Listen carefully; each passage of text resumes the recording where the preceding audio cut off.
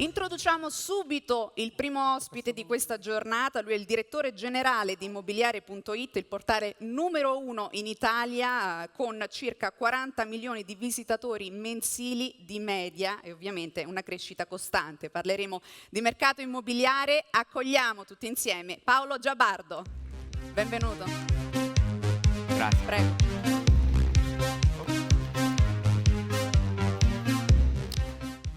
Innanzitutto grazie a Roberto, grazie a Raffaella, grazie a tutti voi che ci invitate a questo vostro bellissimo evento. Ci piace molto perché il blu è un colore che in particolare sentiamo nostro. Sono d'accordo con quanto ha detto Roberto, che l'intelligenza artificiale, se ne sente molto parlare ultimamente, non è il tema della mia presentazione, ma volevo fare un punto che faccio spesso alle conferenze ultimamente, che è l'intelligenza artificiale può analizzare i dati, però solo l'intelligenza umana può capire i desideri delle persone. Ed è questo che dovrebbe dare comfort a tutti noi, che effettivamente questa professione vostra, in cui noi vi accompagniamo, avrà un futuro veramente roseo. Una stima del World Economic Forum su quanto le varie professioni saranno impattate dall'intelligenza artificiale pone i real estate agents come l'ultima in classifica, quindi quella che sarà impattata di meno tra tutte le professioni analizzate. Ora passo alla mia presentazione, che non è di Immobiliare.it ma è del mercato. Quindi vorrei darvi degli indicatori o una lettura del mercato odierno per affrontare il 2025 e il 2026. Cos'è l'immobiliare in Italia? Roberto, prima dicevi, noi siamo l'Italia. Effettivamente il real estate è l'economia italiana. Real estate su un PIL italiano da 2.000 miliardi copre circa il 20%, è il settore più importante il settore economico più importante dell'economia italiana. I valori ipotecati degli immobili ipotecati sono circa tra l'1 e tra i 1.000 e i 1.500 miliardi di euro, il credito sottostante 450 miliardi di euro. Il patrimonio degli italiani, che si stima essere 11 miliardi di euro, per 6.000 miliardi, quindi più della metà, è investito in immobili. Questi sono numeri della Banca d'Italia, quindi effettivamente il real estate, l'immobiliare, è l'economia italiana. Questo è un grafico che sono sicuro non avete mai visto, perché non lo trovavo da nessuna parte, me lo sono fatto fare dal nostro centro studi. Sono 50 anni di storia del mercato immobiliare italiano. Mi serve per mostrare una cosa. Dal 1970 ad oggi, o anzi prendiamo dal 1970 fino al 2000, il mercato immobiliare italiano non ha mai transato più di 600.000 immobili all'anno. Questo per rendere, per dare una prospettiva di lungo periodo di cos'è l'immobiliare nel nostro paese. Quindi anche in anni 1970, in cui gli italiani facevano 1 milione di figli l'anno, 1 milione di bambini nuovi nati all'anno, il mercato immobiliare italiano solo una volta, nell'81, attorno al 1980-81, aveva superato le 600.000 compravendite. Lo dico perché? Perché tutti noi abbiamo in mente questo mercato immobiliare come un mercato immobiliare effettivamente molto forte, però guardando a 50 anni di storia ci rendiamo conto come sia stato effettivamente un unicum il 2006-2007, quindi in cui il mercato ha raggiunto 869.000 compravendite come picco. È crollato, quindi resilienza incredibile del settore, che ha subito in 5 anni un più che dimezzamento dei volumi, per poi ripartire e al netto dell'anno Covid in cui un po' è calato, effettivamente si è assestato negli ultimi anni su numeri molto forti. Perché dico che sono molto forti? Sono molto forti alla luce di 50 anni di numeri. Alla luce di 50 anni di numeri, stare sopra le 700.000 compravendite effettivamente ci dice che siamo in un mercato immobiliare molto sano, al netto degli alti e bassi di un anno rispetto all'altro. Nei prossimi anni cosa stimiamo? Stimiamo sicuramente un mercato immobiliare che continuerà a crescere, quindi un 2025 più forte del 2024 e un 2026 ancora in crescita. I temi principali saranno sicuramente attenzione al valore del risparmio, quindi alla protezione dell'investimento, che ormai non è più banale, effettivamente ci sono vari temi che entrano nella compravendita, e poi sicuramente lo smart working e la decentralizzazione delle richieste. Troppi numeri, me ne rendo conto, però mi serve mostrarvi questa tavola che sono gli ultimi 5 anni del mercato immobiliare, se guardiamo in termini di tasso di crescita, per mostrarvi i dati trimestrali. Questo perché? Guardate il Q4 del 2024, quindi l'ultimo trimestre pubblicato dall'Agenzia delle Entrate, mostra 217.000 compravendite, che è effettivamente un dato più alto addirittura del Q4 del 2021, quindi il miglior quarto trimestre degli ultimi 6 anni. Questo perché noi già a settembre vedevamo sul portale dei dati di domanda assolutamente senza precedenti e molto alti, e io giravo le conferenze, i vari programmi radiofonici, eccetera, dicendo che avremmo avuto un Q4 fortissimo, perché noi vedevamo moltissima domanda sul portale. Effettivamente questo è avvenuto, il Q4 è stato un trimestre senza precedenti, ripeto, i migliori anni degli ultimi 10 anni del mercato immobiliare sono il 2021 e il 2022. Il Q4 del 2024 ha transato più del Q4 del 2021. Questo per dirvi, stiamo entrando nel 2025 con questo abbrivio.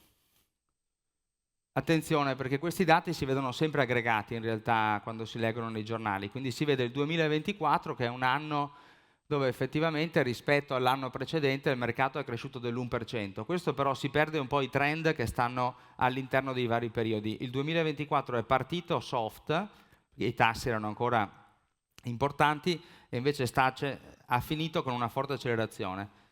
Arriverò molto presto al 2025, cosa ci aspettiamo? Nei prossimi anni, anzi già in questi anni, abbiamo visto i prezzi degli immobili che in realtà hanno subito una variazione molto importante a seconda delle classi energetiche. Questo si ricollega a quanto dicevo prima, con molta attenzione da parte della domanda rispetto alla protezione del proprio investimento. Ormai è passato il concetto che nella testa di tutti, anche dei non professionisti, che un immobile di classe energetica bassa molto probabilmente non manterrà il valore nel tempo. E infatti c'è molta domanda invece per le classi energetiche più alte. Questo si stima che è un trend che non è solo passato, ma è anche futuro. Infatti, se guardiamo alle stime al 2030, si stima che le classi energetiche alte avranno valore in crescita a doppia cifra, mentre le classi energetiche basse avranno prezzi praticamente fermi al palo. Questo è un grafico che personalmente trovo illeggibile, ma continuano a produrmelo così, e quindi proverò a spiegarlo. Mostra in rosso il tasso di interesse medio e in blu l'affordability. Linea tratteggiata è l'affordability Italia come paese, l'azzurro è Roma e il blu un po' più scuro è Milano. Cosa vuol affordability definita come?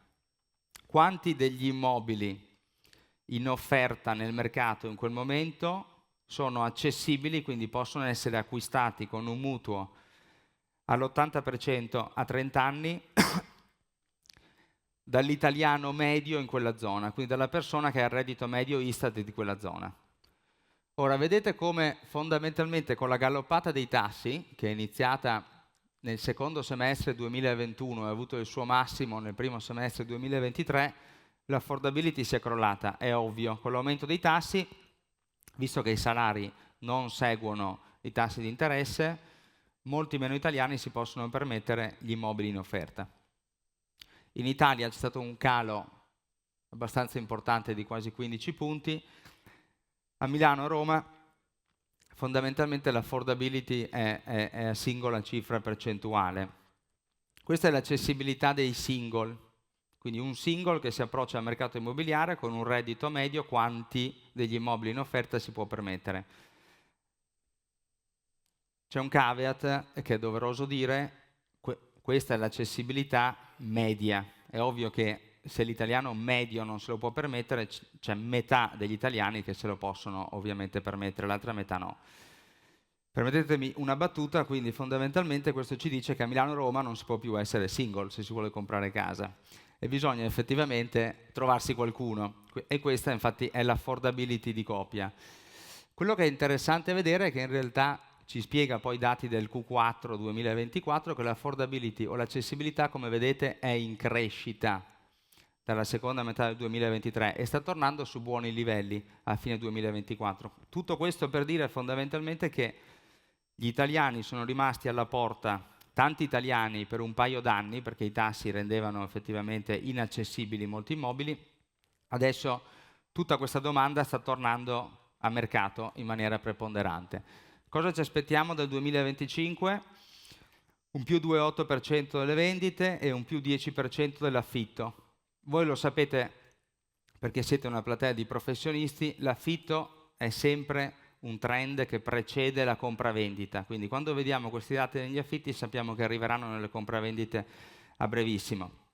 Prezzi di vendita più 3%, questi sono medie nazionali, prezzi di affitto più 8%, domanda nelle vendite più 18%, questi sono dati effettivi del primo trimestre 2025, quindi questo è già successo, non sono previsioni. La domanda dell'affitto meno 2, fatemi dire, è costante, perché i prezzi degli affitti ormai sono effettivamente molto alti. Cosa vediamo noi sul sito? 2025, primo trimestre 2025 rispetto al 2024. Visite agli annunci più 28%, salvataggi annunci più 15%, contatti più 14%, telefonate più 7%. Questo è il funnel del sito. Vedo un annuncio, lo salvo, scrivo, chiamo. Questi dati non li vedevamo dal 2021, dal periodo post-Covid. Quindi dati di mercato vi ho mostrato finora, dati proprietari di immobiliare.it, noi vediamo indicatori di domanda che ci fanno pensare veramente a un ottimo 2025. Quando dico immobiliare.it è perché noi vediamo la maggior parte del mercato. Da soli vediamo più traffico di tutti gli altri portali d'Italia messi insieme.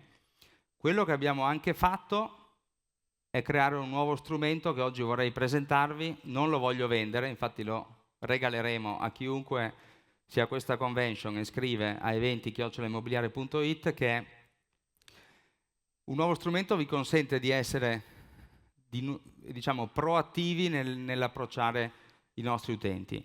È il match, ricerche attive, il vendivaluta lo conoscete da un bel po', quindi non ve lo spiego. Match e ricerche attive sono uno strumento semplicissimo.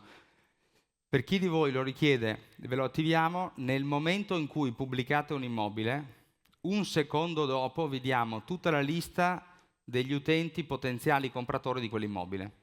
Quindi senza dover attendere che gli utenti tornino nel sito, lo vedano, gli piaccia, vi scrivano. Nel secondo in cui lo pubblicate noi andiamo a fare il match, così come fa Tinder, con tutti gli utenti che noi sappiamo stanno cercando quella proprietà e vi diamo i contatti di tutti questi utenti, in modo che voi possiate in maniera proattiva andarveli a prendere senza aspettare che loro vi scrivano. Ho completato, spero di non aver preso troppo tempo, grazie di nuovo per averci invitati.